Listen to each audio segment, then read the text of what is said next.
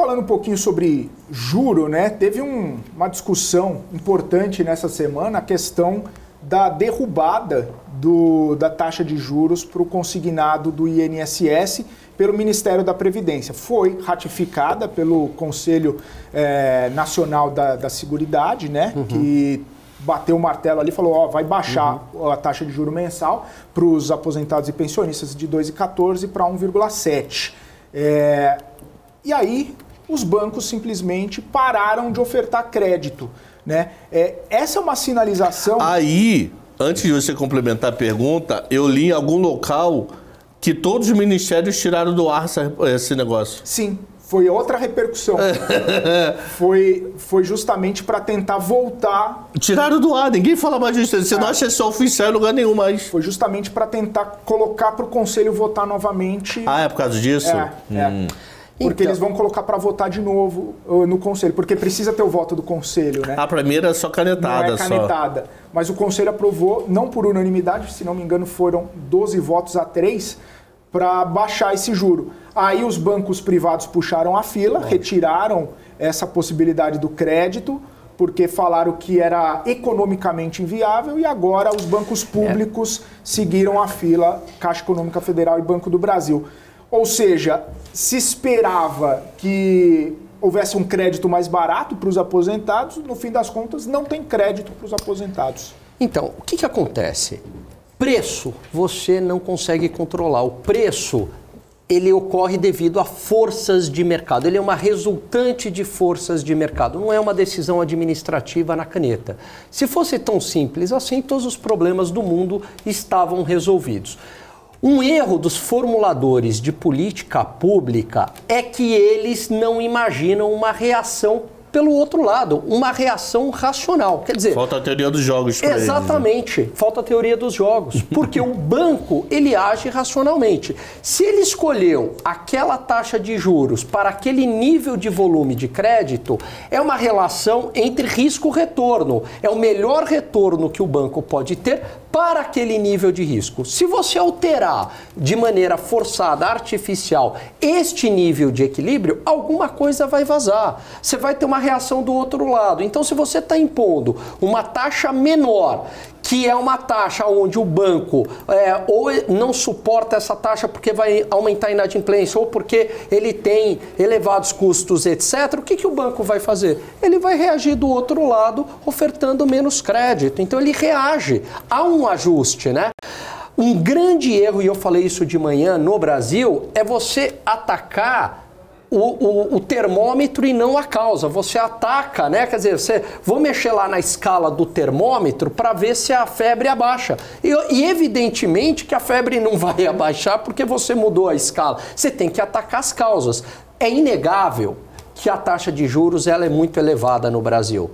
E ela é elevada por diversas razões. E o empresário precisa tomar crédito a taxas menores. Isso seria altamente benéfico para as empresas, para o crescimento do país, para a geração de renda e emprego. Agora, eu tenho que atacar a causa do problema. Qual é a causa do problema? Em parte, um Estado muito grande, muito inchado e ineficiente. Outra causa, o risco fiscal é elevado, por isso que tem que cortar gastos do governo, porque eu diminuo o tamanho do Estado e diminuo o risco fiscal. Estimular a concorrência bancária, né? Por exemplo, por meio de fintechs, com algum tipo de regulação mais favorável para as fintechs, diminuir esse oligopólio, diminuir os custos operacionais e administrativos dos bancos, de alguma maneira também atacar o problema da inadimplência.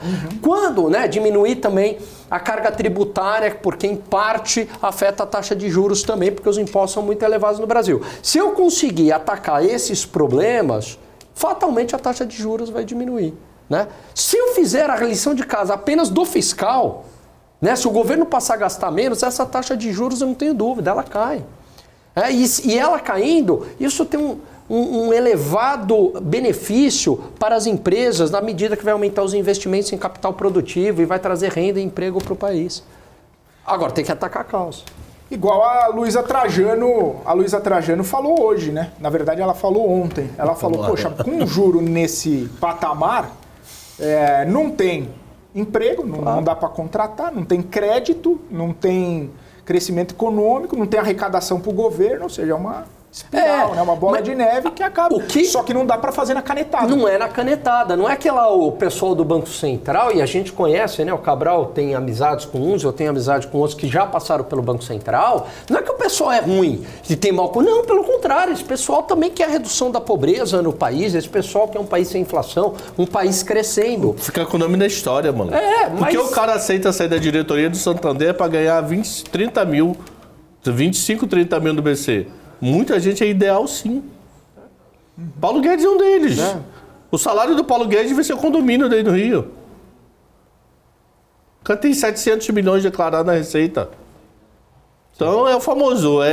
Faltou uma coisa. O que você já fez na vida? Pô, já fundei um banco. Pô, legal. O que mais você fez? Fiz no maiores assets do Brasil. Pô, legal. O que mais você fez? Pô, reformulei a parte de ensino público no Brasil. Tá, o que mais? Você já foi ministro? Não, eu já.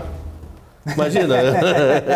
Aí começa aquele papo, pô, faltou pra mim também, entendeu? Quero ser ministro também. Sério. Porque esse pessoal tem um ideal mesmo, né? Como o Cabral falou, eles podem estar ganhando dinheiro no mercado. Então não é que eles têm mau coração, quer dizer, a taxa de juros está nesse nível porque tem causas, né, que explicam isso. Então não é porque, né, eles têm... Aí confundem-se muito também uma coisa. Como se o Banco Central fosse ajudar banco. Não, ao contrário, o Banco Central é uma pedra no sapato de banco. Quem ajuda banco é a Febraban, que está lá defendendo os interesses de banco. É outra coisa, né?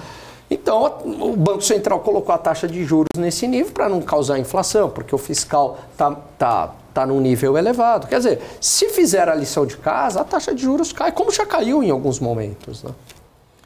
É isso, consequência não é a causa. É isso, né? Tá com a consequência e não a causa, né? E o pior que muitos eu acho que fazem isso porque realmente acreditam, né, que é uma questão de decisão administrativa, como não é. É igual chegar aqui e falar para uma empresa, agora todo mundo é obrigado a vender o preço do teu produto, vamos pegar lá, sei lá, Fala aí. Achei que você ia falar que a gente ia ser obrigado a todo mundo ganhar 50 mil. Não, sabonete é vendido a R$2, mais ou menos, né? No supermercado, por aí. R$2. Aí você fala, não, agora é obrigado a vender sabonete a R$1, né? Só que estou vendendo sabonete a R$2, por quê? Porque eu preciso pagar funcionário, fornecedor, governo, né? Tem a margem de lucro. Se eu obrigar, né, e colocar um preço abaixo desse preço de equilíbrio de mercado, o que vai acontecer? A empresa reage do outro lado e reage racionalmente. Fala, bom, nessa receita, né, porque o preço faz parte da receita, eu vou ter que diminuir meu custo. Aí ela vai demitir, ela vai comprar menos. Então, o controle de preço, seja ele taxa de juros, mão de obra, preço de mercado, não funciona. Com exceção... Monopólio. É isso, monopólios. É isso. Monopólio, quer dizer, perdão. É isso.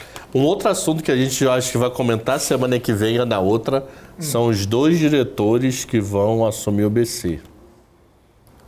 Um vai ser o braço direito de Roberto Campos, que é o cara da mesa, é o cara do trade lá. É o cara que intervém no câmbio, é o cara que conversa com o Tesouro sobre leilão, é o cara que está lá no dia a dia, que forma o relatório Focus, é o cara que está fazendo a rotina diária de um banco central.